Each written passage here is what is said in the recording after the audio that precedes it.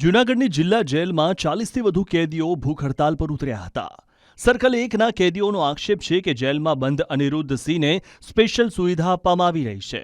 આવી ફરિયાદો ઉઠતા જેલ પણ વિવાદમાં સપડાઈ છે.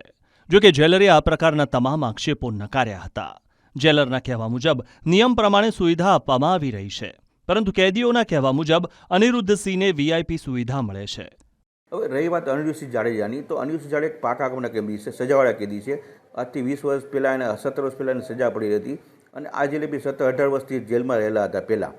તો એને અન્ય કેદીથી અલગ હુકામ રાખવામાં આવે કે કાલે વાળે કોઈ અંદર બીજા બનાવ ન બને, અનછાત બનાવ ન બને, એટલા માટે એની સલામતીના ધોરણસર એને અલગ રાખવામાં આવેલા છે.